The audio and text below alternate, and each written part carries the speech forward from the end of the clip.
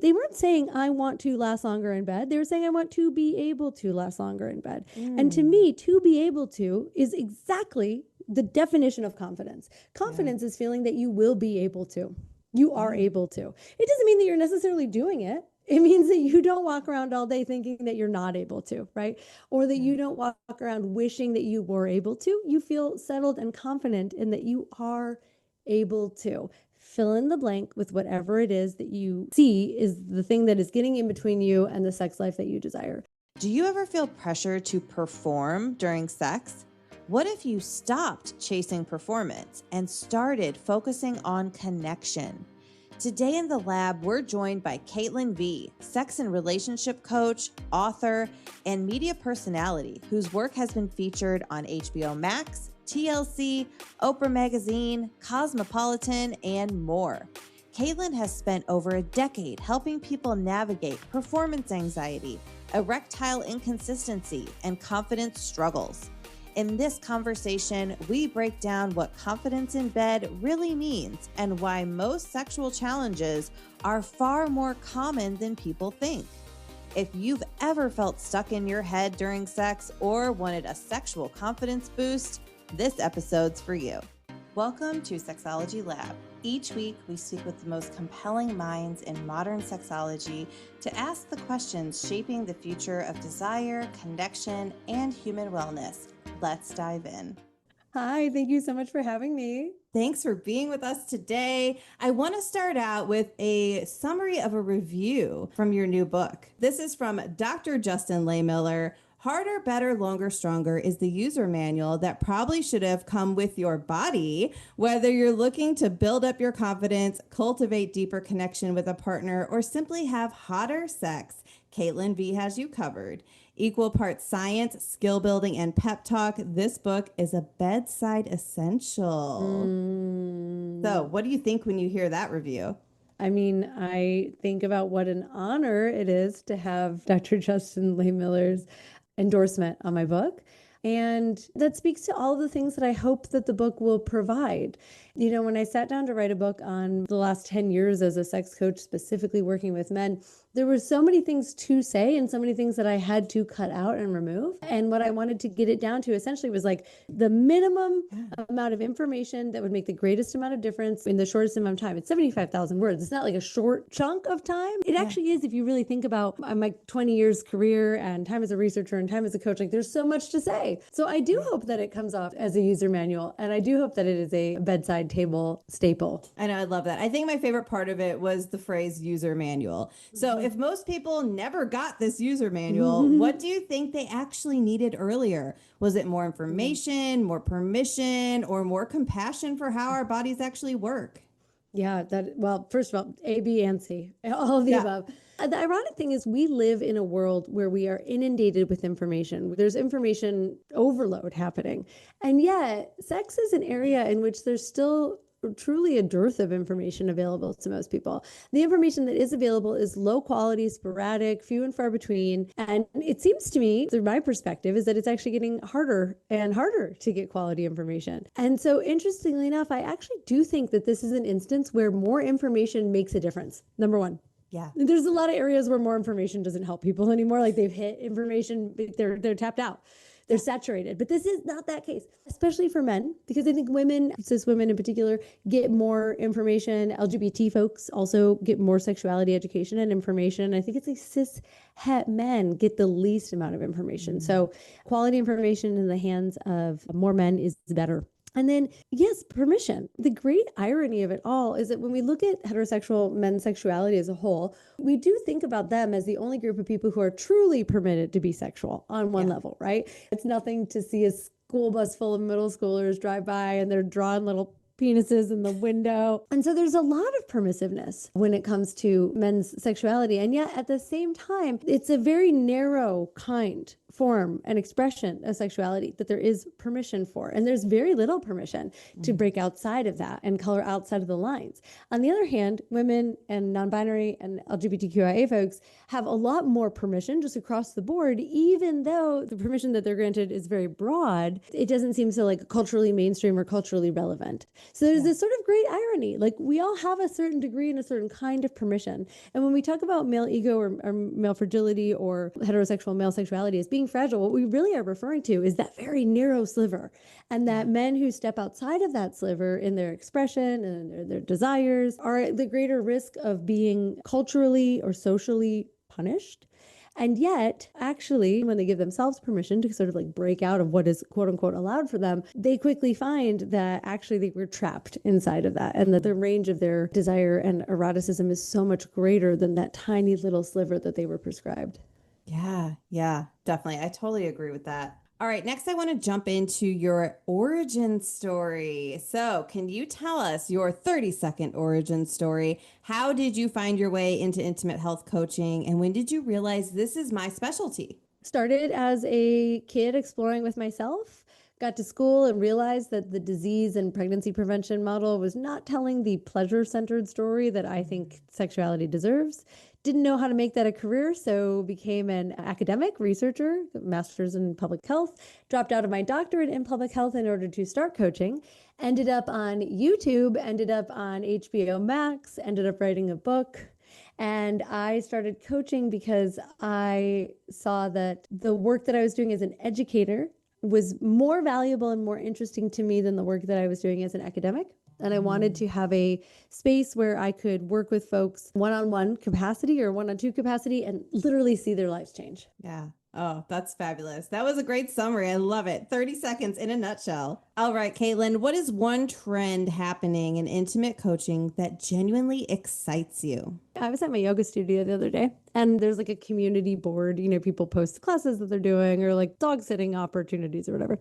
And someone posted about being a erotic empowerment coach. There was certainly a time not that long ago, 10-ish years ago, when I started publicly calling myself a sex coach, that there were not many of us out there. Mm-hmm. There were sex educators, there were sex therapists, but like sex coach was sort of an unheard of category. But in that instance, what I saw on that board was the result of 10 years of me and 20 and 30 years of other folks who've been in the field longer, and us sort of like popularizing the term life coaching taking over and having the sort of like influence that has had, the normalization of coaching, the normalization and proliferation of executive coaching, career coaching. I think it means something that I saw that posted on a billboard. And I think what it means even more interesting than that is that it was someone that I'd never heard of. And each year, it seems to me like I'm nominated for Sexpert of the Year. By the time this comes out, we'll know whether or not I have won, but I'm nominated for Sexpert of the Year from Expas. And so anyways, it's really exciting to me. It's exciting to see all these folks jumping in. It's exciting to me to see more people utilizing social media platforms. And I kind of feel like they can't get us all. So it's exciting to see people posting on billboards. It's just exciting to see like new coaches popping up because listen, we talk about abundance and scarcity mentalities. Like there are enough clients and enough followers and enough subscribers and enough people that need help that all of us could have full books until the day that we die. I promise you this. It is just a matter of making sex coaching feel like the most obvious solution and normalizing sex coaching such that it becomes a mainstream thing. It was not that long ago that having a therapist was really something that you did if you had a mental illness, right? It was reserved for folks who needed, quote unquote, needed therapy, right? And had problems and that necessitated therapy. But now we look at someone and we're like, you don't have a therapist? Right. You just out here processing with the people you love? What are you thinking? Like, come on. And there's apps and you can get therapy for like next to nothing. And we just normalize therapy so much that it's no longer shame-based and it's no longer reserved for a small portion of the population. It's a normal thing for people to have therapists. And I want to see that happen with sex coaches. And I just want it to be a normal thing that people just do. And everybody's got a sex and relationship coach. And I think we're headed there. And that's what I'm most excited about. Oh, I love that. What a great comparison, because that's so true. Even in the movies, like we saw growing up, the therapist ideal was like somebody laying on a couch, like talking about their childhood trauma. Like that was what you saw. And it wasn't what it is today. And now it's understood and accepted and needed. All right. Now I want to know if you could teach the world one key insight about intimate health, something that really moves the needle, what would it be? I have a Patreon, and every month I do an Ask Me Anything. And this morning, it ended up pulling on all of my organic chemistry know-how from my master's degree, which I will tell you is not much. I was a good student. And one of the things that it really reminded me today is I was having this conversation with a group of men. They're here because I am a sex coach, right? Not because I am a health coach, and certainly not because I am an expert in supplements, but they're asking me about the relationship between digestive issues and erectile dysfunction. And they're asking me about probiotics, digestive enzymes, serotonin, how to heal a gut, all of these things. And I think what I kind of took away from that conversation and how invested my Patreon members were in having it, what I want people to really get is how deeply integrated everything is. How the body is just a reflection of the mind, is a reflection of the spirit. How being able to feel and describe in felt sense our emotions is really as key to giving them names. I want people to understand that your gut does affect your sexual health. I want people to understand that taking supplements that support your brain may also support your relationships, and that a rising tide raises all ships. So if you have some concerns, you think that maybe your hormones are out of whack or your digestion is out of whack, like, you deserve to continue to do research and seek answers and have professionals that validate your experience, and to understand that all of these things really are connected. And I think as long as you are addressing the whole from every angle, like, yeah, totally get your supplement game up. Allow yourself to feeling better in your physical body. That will have a positive impact on your relationships and on your sexuality. Healing your gut can impact the way that you experience yourself erotically. We are just a singular system. These are not discrete systems, and they do all impact the whole. Yeah, absolutely. I love that. Everything is interconnected. All right. Now at Shaw, we train many people who are wanting to work in the intimate health and relationship space. So what's the most important thing professionals need to know about this space? I love this question because, as I think you know about me, I think a lot of people know about me, I love business. I didn't expect that when I dropped out of my doctoral program and became a coach. I was totally terrified to be an entrepreneur. The first business coach that I hired, who by the way is still with me 7+ years later, I hired him because I wasn't doing a good job of managing myself, because I am a creative type and I am neurospicy. And I was just like, what do I do to get myself? I need to corral myself and get myself under control, because I didn't want to form a S Corp or an LLC, and I didn't know that I needed to get a business checking account, and I wasn't doing all the things. I knew on one hand that I ought to be doing these things, but I needed some external accountability, because that's how my brain works. When someone else tells me get that done by Thursday, it's a lot easier than if I tell myself to get that done by Thursday. Right. And what happened over time is I developed a love for these things. But I want everyone to know, if you are an up and coming coach, there is nothing different about me and you. You think that spreadsheets are spooky and scary, or that signing up to take credit cards or getting that business checking account or setting up your calendar so that you can more easily schedule your clients or whatever, like, it was scary for me too. All of these things, I had to talk myself into doing those things. I had to hype myself up in order to push go or sign up for that or set up the technology. And now I have a team of people and they support me, and I don't have to do those things so much anymore. But I, just like most other entrepreneurs and solopreneurs, had to go through all of those steps.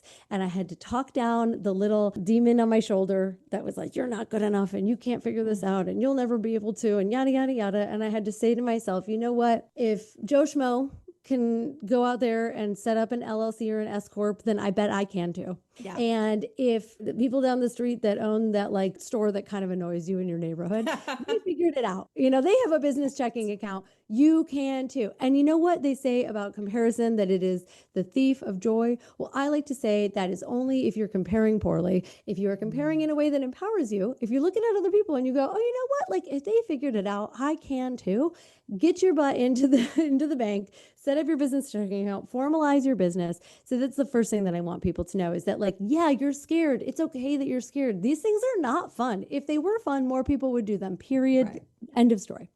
You can do them. There's nothing different about me and you. Yeah, I've built a million subscribers on social media. I started with one, okay? There's nothing different about us. Don't compare yourself to someone who has 1 million subscribers when you only have one, right? Like, that's not, compare yourself to someone who has 2 subscribers, okay? Like, that's where you're going to get better. If you have resources that are going to teach you how to do it and people who can hold your hand and support you through it, you're so far ahead of everybody else.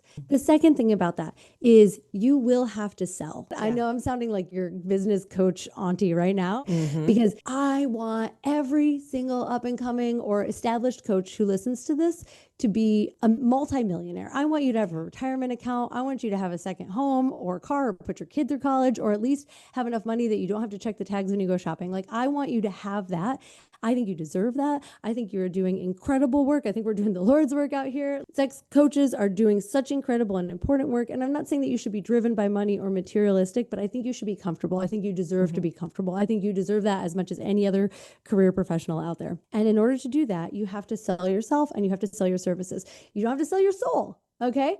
But you do have to sell. You have to make sales. You have to present what you can. You have to create value in other people's lives. You have to be confident in your willingness and ability to show up and help someone to transform what's going on in their intimate world and in their bedroom. And if you're afraid to hear no and get rejected, then you won't be able to do all of those things. You won't be able to pay for your kids' college or buy yourself the car that you want. You have to make a bridge between what you have to offer and people giving you money for it. Again, it's not a perfect system, but it is the system that we're in. And instead of fighting it in such a way that you disempower yourself, play the game, and then take it down on the other side. You can't like both rail against it and expect to succeed in it at the same time. And sales can be very embarrassing. It can feel weird. It can hurt your feelings because you'll fail at it. People are going to say no to you. You're going to mess stuff up, and people who you could have helped are going to walk away because of something that you did. It's not fun. Again, if it was fun, more people would do it. The thing that I see separating like successful coaches from unsuccessful coaches, seriously, I mean financially successful, are the successful ones are just willing to sell. And they're willing to put themselves out there. They're willing to believe in themselves. They're willing to hear no. And that's part of the game that you're signing up for if you're going to be a solo entrepreneur. So again, instead of feeling in the gnarly, icky, squicky feelings of like, I wish I didn't have to do this, I get it, feel those, and then go out there and do it anyway. Yeah. Oh, I cannot tell you how much I love that advice, because this field is full of helping professionals, people who just want to get out there and support other people. It doesn't always necessarily attract people who are super corporate, businessy, and salesy. There's some out there, but for the most part, everybody just kind of wants to be there to help other people. But that business part is so important. So I just love everything you said. All right. I want to jump into some juicy questions for you. Are you ready? Yeah. All right. It's not juicy yet? Okay, what else? What No, else you I know. got, Michelle? I know. I mean, it's already been pretty juicy. Okay. So we're just going to get even more juicier. What's something people worry about in sex that turns out to be far more normal than they think? You know, pretty much anything you name that you worry about turns out to be pretty normal, especially because I work with men. I can't tell you the number of times that I've had a male client say, this is probably the first time that you've ever heard this, and then go on to tell me a story that I've heard 1,000 times. It's tragic because the reason they think they're the only one that's dealing with that is because they haven't ever seen anyone else talk about it. None of their guy friends, none of their male family members, no one in the culture, in the media, no one in a book. That's why this book is so important, the book that I wrote. I think that for men, you're dealing with premature ejaculation, erectile dysfunction, delayed ejaculation, lack of desire, low libido, lack of confidence, feeling like you don't know how to be present or attuned or read your partner's desires. I promise you, you're definitely not the only one. And what you're dealing with is indeed very normal, very common. And part of what you can do to be a part of your own healing actually is to be the person who talks about it. Because when you surface it with other people, you will see that other folks are dealing with it as well. But it takes a lot. It takes a lot of courage to be the one who goes first there. Are you curious about sexology? Do you want to further integrate sexology into your work or your life? Well, friends, then we've got something just for you. It's called the Sexology Practice Guide, and it walks you through the ways this shows up in your work, in your life, and guides you through working within your scope, incorporating intimacy and sexual health into your work without starting over. Download this short, practical guide at sexologylab.com/guide. That's sexologylab.com/guide. And while you're here, make sure to subscribe and share. And now, back to the show. Okay, so do men ever have issues where they get aroused and have erections alone, but then things get more complicated when they're with a partner? Totally. I write about this all throughout the book, actually, in various capacities. One of the very first questions that I ask, sort of in my like diagnostic intake checklist, especially for men who are dealing with any sort of erectile inconsistency, is when does this happen? All the time, some of the time, none of the time. With a partner, in first thing in the morning, you used to get erections and now you don't get erections first thing in the morning. Excellent. Okay, great. That's perfect information. We're going to send you immediately to a physician who's going to get some blood work done. We're going to do a checkup. We're going to figure out where you are in your cardiovascular system, your endocrine system, your nervous system. We've got to check there, because if you're not getting erections at least sometimes in the morning when you were getting them before, that is what I call a check engine light. And the engine that we got to check is the physical engine. And I say, great. It's not great that it's happening to you, but I say, great. We know exactly what the first step needs to be. I'm not saying you're not going to use coaching. You absolutely are. But we got to also refer you out to a healthcare professional. If you are getting hard in the morning and you're getting hard alone when you go to masturbate, but you're not getting hard with a partner, also great information. That means that we're going to go down a mental, emotional, and relational tract. So I'm going to be doing the work with you in coaching to figure out when this started, under what circumstances does it happen? Is it all the time? Is it some of the time? Is it when you're fighting? Is it when you're intoxicated? Is it when you're sober? Like, I want to understand what are the levers that are impacting it, the variables. And I want to understand also, is it coming from inside of your relationship? Which is like half of the time it's like inside of the relationship, and in my experience anyways, and maybe half of the time it's like outside of the relationship. And what I mean by that is like, is the relationship itself the culprit? Like, there's a lot of built up resentment. There's a lot of lack of communication. There's a lot of contempt inside of the relationship that's going on. Is it more like on your side where you're telling yourself something that's getting in the way, or you have so much tension or anxiety or concern or emotional stuff built up around sex? That is what is getting in the way. But you have a partner that's like very supportive and happy to do anything that it takes in order to have you feel comfortable. So I see it like as a whole million-point decision tree. Yeah. Okay. Yeah. So is it here or here? Do we ask these questions? We go here, here. Is it yes, no, here? And, at the end, it kind of spans out into like a million little options. But then, hopefully they all kind of come back down into one, and all options eventually end up with satisfying sex life. Yes, yes. I love that. All right. This kind of leads me into my next question. So I want to know about confidence. When someone says they want more confidence in bed, what are they really asking for? I wish I could ask that to every single person who uses the word confidence on my coaching application form. The millions of comments that I've received on YouTube. It is very true that when I ask my audience, what is it that you want? More than anything else, they say confidence. They say, I want to be able to perform and I want to be confident. And when I first learned that, when I did sort of like a word analysis, okay, so I've been at this since well before there was AI, okay? Yeah. You couldn't just like pop a bunch of text into a screen and be like, analyze this for me and make a report, and 30 seconds later have that. You had to like use word clouds. I put all my application forms one time into like a word cloud, and I said, like, what are the most common words? And the most common phrase was to be able to. I want to be able to, which if you think about that from just like a spoken word perspective, that's a unique phrase to use. They weren't saying I want to last longer in bed. They were saying I want to be able to last longer in bed. And to me, to be able to is exactly the definition of confidence. Confidence is feeling that you will be able to. You are able to. It doesn't mean that you're necessarily doing it. It means that you don't walk around all day thinking that you're not able to, right? Or that you don't walk around wishing that you were able to. You feel settled and confident in that you are able to. Fill in the blank with whatever it is that you see is the thing that is getting in between you and the sex life that you desire. So I want to be able to connect with my partner and have her know that I deeply love and respect her. I want to be able to have my partner reach orgasm before I do. I want to be able to clear my mind of my fear that I'm going to lose my erection because it happened that one time, and just be present with my partner because I know that my body's capable of getting hard. I think all of those things, they all point back to confidence. It's like, I just want to feel confident that I will be able to do that. Oh, those are beautiful affirmations too. Like, for anybody listening, if that applies to you, write that down. All right. So what changes have you seen when people stop chasing performance and start paying attention to sensation and connection? I see that people have these brilliant flashbulb, aha, breakthrough moments when it comes to closeness and connection and sex and eroticism. It's almost like you don't know what you don't know. And then all of a sudden, the men that I work with have been chasing performance like full throttle. And they've never thought to chase connection. They've never thought to chase presence. They've never thought to like just chase pleasure. And so everything that they've done was sort of the equivalent of like adding fuel to the fire. They were like, more gas, all gas, no brakes. Just keep throwing it on there, like more. When I initially present this idea to them of not more, just different, not more, over here, not more, maybe less, and also look over here, and maybe it's in a different direction.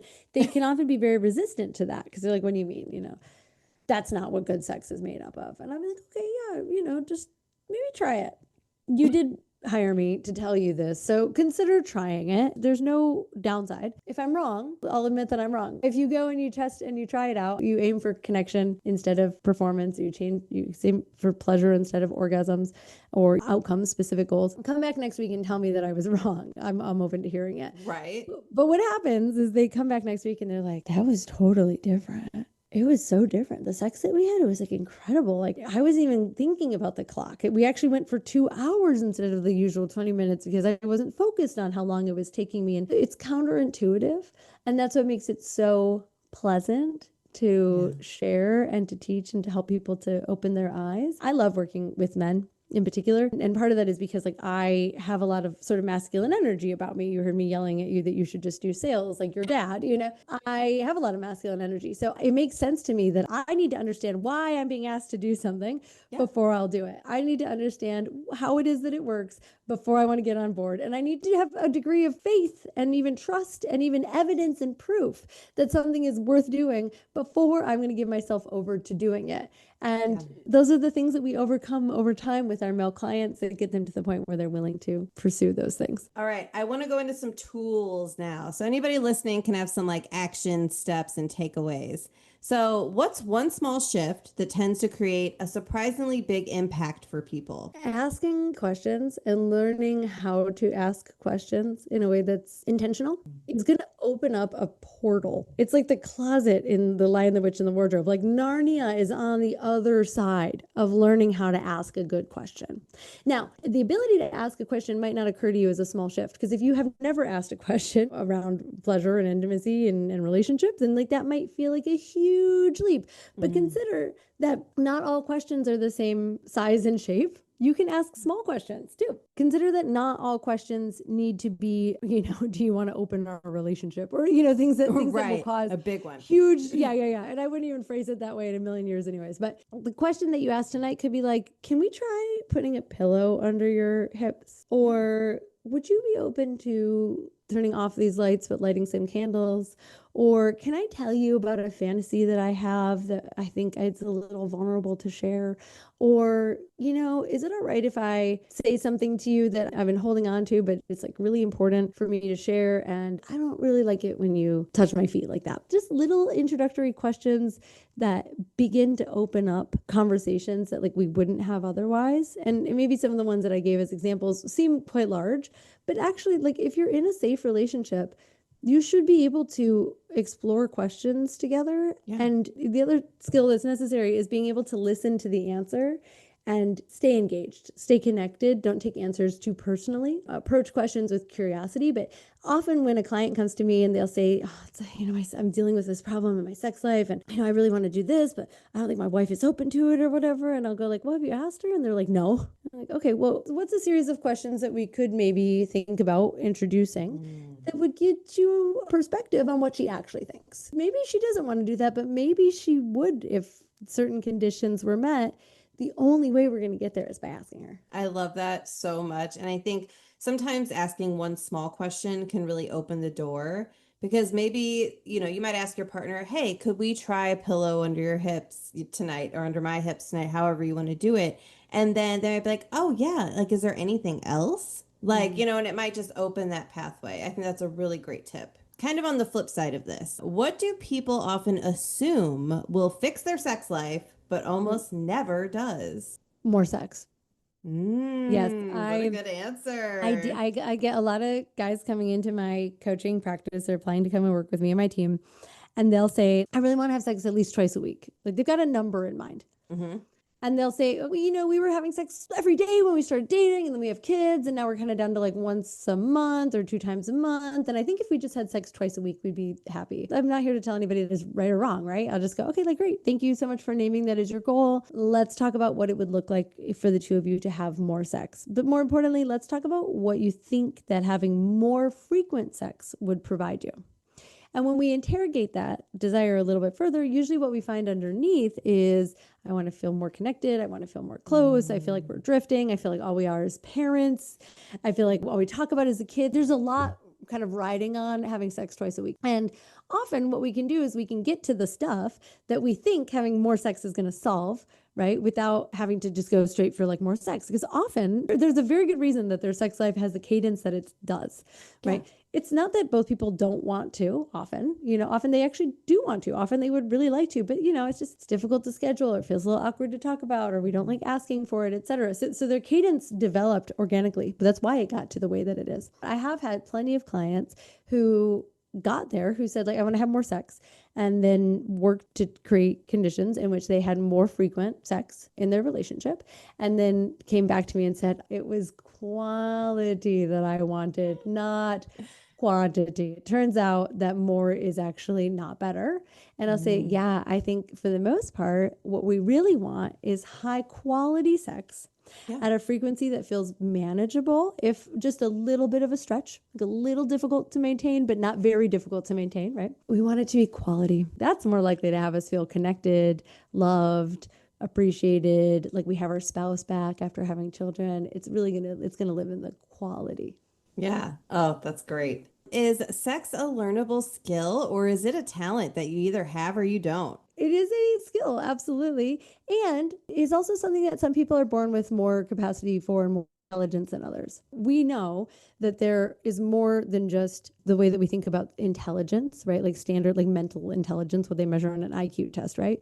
We know that there's also emotional intelligence and kinesthetic intelligence. And I think there's also erotic intelligence. I earnestly think that there are some people who just come to planet Earth and kind of understand touch and pleasure and orgasm, and they just were born for it, just the same way that some people were born to do math, and some people were born to be athletes because they understand where their body is in space and they can move it, or they dance the way that, and then there are those of us who had to learn. I was very low on kinesthetic intelligence. I could not tell you where my limbs were until I was like in my 30s. I had to train to learn that. So it is something that is a little bit innate. We are born with it too. But no one is fully born understanding like calculus. Even if you have an aptitude for it, you still need to be trained on it, right? So you might have the foundational pieces that come really easy to you, and you still learn, you still develop. When you have the foundational pieces, the thing about developing skills is that it's a lot easier because you never tell yourself that you're bad at it, that you're doing it wrong, that you'll never get it. For me, for example, partner dance, low kinesthetic intelligence, okay? Didn't know where my limbs were. And so I tried to learn partner dance, and I was already feeling pretty insecure about learning it because I don't know where my limbs are. So keeping track and counting and 1 through 8 and where foot goes here and arms go here was a lot. It wasn't until I decided to give myself permission to just suck at it, just like be a total beginner and just be bad at it. I was just like, what if I was just allowed to be bad? What if bad was all I was trying to be? And then inevitably I got pretty good at it because I didn't beat myself up for not just like knowing it right out the gate. And once I understood, like, oh, I just have low kinesthetic intelligence, I've got more to make up for than someone who is born with high kinesthetic intelligence. That's all. I think we could look at eroticism in the same way. You might be born with low erotic intelligence. It's not a bad thing. You can learn it. I'm a pretty good partner dancer now. You would see me swing dancing and you would be like, she knows what she's doing. Well, yeah, it took me years to get here, but I got here, right? And it was worth it. It was worth it. It was worth every step along the way. It was worth the awkwardness. It was worth having to develop those skills. In fact, I would argue that it was more fun for me than someone who is foundationally just talented at it, because I got to have the experience of improving week over week. I got to watch myself. I got to go, yes, I learned that thing. I got it now, right? It was a joyous experience because I allowed it to be. We're all born with a various degree of erotic intelligence, and every single one of us has to build skills on top of that in order to be a great lover, period, non-negotiable. That's just how it is. And Some people have a wider skill gap to make up for than others, but the thing to celebrate there is that you are going to have more moments of high fives, joy, celebration. I did it if you allow yourself to not be perfect at it right out the gate. That is so great. What a good example. So when you were saying that, it reminded me the other day, I asked my daughter, I was like, hey, do you want to play softball this year? And she's like, well, I don't think I want to play because I'm not good at it. And I was like, well, it's just a rec league. Like you go there and you learn how to play and you become better. I so deeply resonate with your daughter on that one though, because team sports were just brutal for me. And then, I eventually learned how to I took Pilates long enough to learn where my body was. And now I can catch and throw things and move kind of with ease. But it took literally years. I didn't have the guts to do it until I was older because I just told myself I wasn't athletic. So find your way in. Don't discount it just because softball is not your thing or volleyball is not your thing in my case. All right. Now I want to do a lightning round with you. Okay. So lightning round, I'm going to ask you a quick question and I just want you to tell me the first thing that comes to mind. Number 1, most underrated skill for better sex. Very first thing that I thought of is like breath work, but actually that is true. The most underrated skill is having a relationship with your breath, that you breathe deep, feel things, take deep breaths, even during moments of high intensity, even being able to hold your breath for long periods of time. All of that can come in handy. So breathing. Yep. Breathing. I love that. One thing people worry about in bed that does not deserve the stress. Stretch marks. Everybody's got them. Yep. You mean my like the things that make me look like a zebra? Yeah. Cool. Yeah. My little animal marks. Yeah. Those are my stripes. A belief about sex you would love to retire for good. You have to have had it to be good at it. I talk to a lot of guys who identify as sort of like sexually inexperienced. This is a message that's very common for men. It's like, you should have a lot of sexual experience, right? So then they feel insecure or self-conscious. But like I was saying earlier, some people are born pretty good at sex. They just learn some skills and then they're really good at it. It's not strictly about practice. It can sometimes be about what you've learned, your skills, your innate intelligence. Quit beating yourself up for having experience or not having experience. Experience and skill are not necessarily a one-to-one correlation. Yeah, what a great answer. All right, my last one for the lightning round. What helps arousal more than people might expect? Fantasy in the days, hours, the time ahead. Just giving yourself permission to fantasize generally, or setting some time aside to fantasize or engage in remembering some sexy memories or putting together some sexy plot lines or listening to some sexy or erotic or reading something, but like having a little bit of, I would even call it sort of daydreamy sexual time is really beneficial for arousal. Great one. Love that. All right. Now, my last one before we go, you presented with Shaw in the past at our business summit. So I want to know, what did you think about presenting with us? Oh, it was so much fun. I'm sure it was clear to everyone listening. I do love business. And it was so fun to get to talk to an audience of folks that was very eager and they were paying attention and they were asking amazing questions. I remember wishing that I had left more time for questions because it was just so rich. Yeah, it was really, really, really pleasurable to get to share that with folks. And the feedback was that it was helpful. So that feels, that's what we're here to do, right? Is help each other. So It was rewarding. I love that. Thank you so much. All right, everyone. If you are interested in learning more from experts like Caitlin V, check out our upcoming events on our website at sexualhealthalliance.com. Thank you so much, Caitlin. Thanks for having me. All right. Bye, everyone. Don't forget to subscribe on YouTube, Spotify, Apple, or wherever you listen. Links are in the description below.